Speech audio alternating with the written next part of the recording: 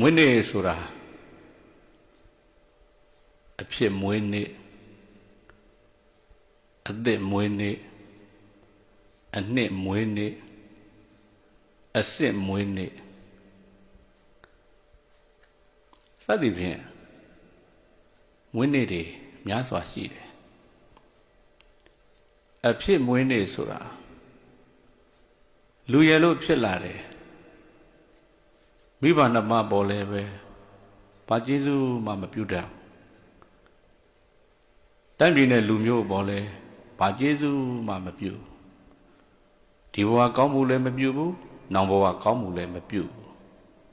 အဲ့ဒီပုဂ္ဂိုလ်မျိုးလောကကြီးထဲမွေးဖွားလာခြင်းဟာလူဖြစ်ုံတက်တက်ပဲအဲ့ဒါကြောင့်အဖြစ်မွေးနေ့လို့ဒီလိုသတ်မှတ်ကြတယ်နောက်တစ်ခါအသက်မွေးနေ့တဲ့အသက်ဆိုတာမွေးနေ့မွေးရက်မှာကောင်းမှုအသက်တွေပြုကြတယ်သီလကောင်းမှုဒါနကောင်းမှုဘာဝနာကောင်းမှုကောင်းမှုအသက်တွေပြုပြီးတော့နေခြင်းဟာဒါအသက်ကောင်းမှုလို့ခေါ်တယ်ကိုကြော်လွင်လူရလို့ဖြစ်လာတာဟိုဘဝကကောင်းမှုရှိလို့ဖြစ်တာဟိုဘဝကကုသိုလ်ကံကအဟောင်းဖြစ်သွားပြီအဲ့ဒီကုသိုလ်ကံအဟောင်းကိုယနေ့ကုသိုလ်ကံအသစ်နဲ့ဆက်ပေးတာအဲ့ဒါမျိုးကိုအသစ်မွေးနေ့လို့ဒီလိုခေါ်တယ်ကိုကြော်လွင်ရဲ့50ပြည့်မွေးနေ့မှာကောင်းမှုကုသိုလ်ကံအသစ်တွေအနေနဲ့များစွာပြုတယ်။အော်ငါအနေနဲ့အသစ်မွေးနေ့ကိုငါပြုခွင့်ရပြီလို့ဒီလိုလည်းပဲဝမ်းသာကျေနပ်ထားပါ။နောက်တကအနှစ်မွေးနေ့အနှစ်ဆိုတာလူရလို့ဖြစ်လာရင်လောကကြီးတဲ့တင့်တဲတဲနေနိုင်ထိုင်နိုင်ဖို့စီးပွားဥစ္စာယရနာတွေရှားကြရမှာပဲရှားတဲ့အခါရလာတဲ့စီးပွားဥစ္စာတွေကြည့်လိုက်တဲ့အခါဘလောက်ပဲစီးပွားဥစ္စာတွေများအဲ့ဒီစီးပွားဥစ္စာများဟာရေမီးမင်းခိုးသူမုန်းတဲ့လူလို့ခေါ်တဲ့ရန်သူမျိုး၅ပါးနဲ့ကိုရှားထားတဲ့စီးပွားဥစ္စာတွေဟာဆက်ဆက်ပြီးတော့နေတယ်စီးပွားဥစ္စာယရနာတွေရေကြောင့်လဲပျက်စီးနိုင်တယ်မိကြောင့်လဲပျက်စီးနိုင်တယ်မင်းကြောင့်လဲပျက်စီးနိုင်တယ်အတခိုးလို့လဲပျက်စီးနိုင်တယ်ကိုမုန်းတဲ့လူတွေကြောင့်လဲပဲပျက်စီးနိုင်တယ်တဲ့ရှားထားတဲ့စီးပွားဥစ္စာတွေကဒါဆိုအဲ့ဒီစီးပွားဥစ္စာရဲ့အနှစ်ကိုရှားကြမယ်ဆိုဘလို့ရှားရမလဲမေးဒါနကောင်းမှုပြုခြင်းဖြင့်အနှစ်ဆိုတာရှားရတယ်စီးပွားဥစ္စာရဲ့အနှစ်ဟာဒါနပဲခဏကိုကြော်လွင်အသက်50ပြည့်ပါဦးဇင်းတည်ဆောက်ထားတဲ့တီတကူအာရောကြဒါနဆေးရုံတော်အတွက်ဆေးဝိဒါပင်7 သိန်းကျပ်လှူဒန်းတယ်ဆိုတာရှားထားတဲ့စီးပွားဥစ္စာတွေကအနှစ်ကိုထုတ်တာနောက်တစ်ခါစာသင်သားယဟန်တော်3ပါးယဟန်တော်3ပါးကိုလည်းပဲလူရသုံးဆွဲနိုင်ဖို့အတွက်ပရိယတ္တိပူဇာအနေနဲ့တပားကို1 သိန်းကျပ်1 သိန်းကျပ်ဆက်ကလှူဒန်းတယ်ဒါစီးပွားဥစ္စာတွေကအနှစ်ကိုထုတ်တာ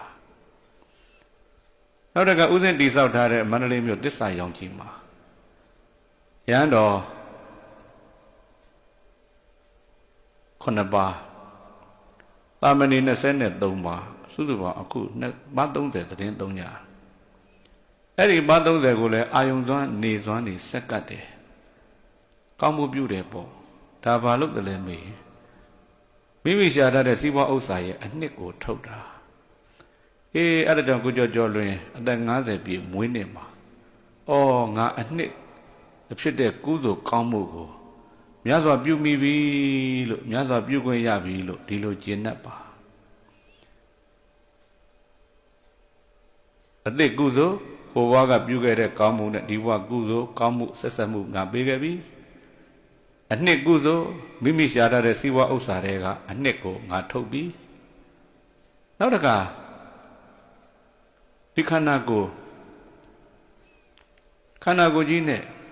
သူမြတ်တက်ကိုတတ်ချင်းကရှောင်ကျင်ခြင်းဆိုတာသီလကုသိုလ်ပေါ့မိဘတစ်ပါးကမွေးပေးလိုက်လို့အခုအသက်50ရောက်ခဲ့ပြီအသက်50ရောက်ခဲ့တဲ့ဒီခန္ဓာကိုယ်ဒီတိုင်းနေမလားမေးရင်မနေပါဘယ်ခန္ဓာကိုယ်မဆို96ပြာယောဂဝေဒနာနဲ့ဆက်ဆက်နေတယ်96ပြာယောဂဝေဒနာနဲ့ဆက်ဆက်ပြီးတော့နေတဲ့ဒီခန္ဓာကိုယ်တွေကအနှစ်ထုတ်ချင်တယ်ဆိုရင်တော့သီလနဲ့အနှစ်ထုတ်ယူရတယ်သူမြတ်တဲ့သက်ရှောင်ကျင်ခြင်းသူမြတ်တဲ့သက်ချင်းကရှောင်ကျင်ခြင်းစသည်ဖြင့်ခါတိုင်းမှာငါမွေးနေမွေးရဲ့ဟုတ်တဲ့နေ့တွေမှာတမန်ကရှံကနေရင်နေခဲ့တော်လည်းပဲငါမွေးနေမှာတော့ငါ၅ပါးသီလကိုလုံအောင်ထိမ့်မယ်ဆိုရင်ဒါခန္ဓာကိုယ်တွေကအနှစ်ကိုထုတ်တာဟာဒီတယ်မကဘဲနဲ့ခါတိုင်းလည်းငါ၅ပါးသီလကိုလုံအောင်ထိမ့်နေတယ်ဆိုရင်တော့ခဏမျိုးမှာ၈ပါးသီလကိုထိမ့်ရင်ဒါလည်းပဲအနှစ်ကိုကောင်းကောင်းမွန်မွန်ထုတ်ယူတာအဲကြောင့်ကိုကြောလင်းခဏအသက်50ပြည့်မှစီးပွားဥစ္စာတွေကဒါနအနှစ်ကိုထုတ်ပြီးခန္ဓာကိုယ်ရဲ့အနှစ်မရှိတဲ့ခန္ဓာကိုယ်တွေကနေအနှစ်ဖြစ်တဲ့သီလနှစ်ကိုထုတ်ယူပြီးဟာဒီတယ်မကအဲ့ဒါကြိုးစားခြင်းသေးတယ်ဆိုရင်တော့ဘာဝနာကုသိုလ်ပေါ့မိမိရဲ့ခန္ဓာကိုယ်ကိုအမှတ်တတိဖြင့်မပြတ်ကြည့်ပြီးတော့မြဲတယ်ဆိုတာဘာမှမရှိဘူးအနှစ်သာရဆိုတာဘာမှမရှိဘူးဆင်းရဲခြင်းသဘောအဆိုးမရခြင်းသဘောတွေသာထက်ကတလဲလဲဖြစ်နေတာပါလားလို့သိအောင်ကြိုးစားနိုင်မယ်ဆိုရင်ဘာဝနာကုသိုလ်တွေဖြစ်မှာပေါ့အဲ့ဒါမိမိရဲ့ဘဝမှာအဲ့လိုနေတတ်တဲ့ပုဂ္ဂိုလ်မျိုးဟာအနှစ်ကုသိုလ်ကိုရအောင်ယူတတ်တဲ့သူလို့အနှစ်မွေးနေလို့ဒီလိုခေါ်ပါတယ်အဲ့ဒါနံပါတ်3နောက်တစ်ခါနံပါတ်4ကအစစ်ကုသိုလ်အစစ်မွေးနေအစစ်ကဘာလဲမေးမိမိမွေးနေမွေးရမှာမွေးနေမွေးရကုသိုလ်ဆက်ကမပြတ်သိက္ခာလွန်ကျမ်းပါ၏ကျမ်းမာကြောင့်ချမ်းသာကြောင့်ကောင်းမှုငါပြုခွင့်ရပြီဆိုတာဒါနပြုခြင်းဖြင့်ချမ်းသာခြင်းဆိုတဲ့အကျိုးအစစ်မှန်ရလိမ့်မယ်သီလစောင့်တည်ခြင်းဖြင့်အသက်ရှိခြင်းဆိုတဲ့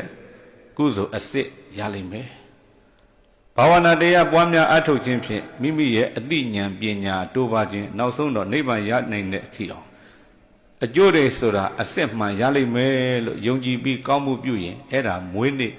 အစစ်မွေးနေ့လို့ဒီလိုခေါ်တယ်အဲ့တော့အဖြစ်မွေးနေ့အသက်မွေးနေ့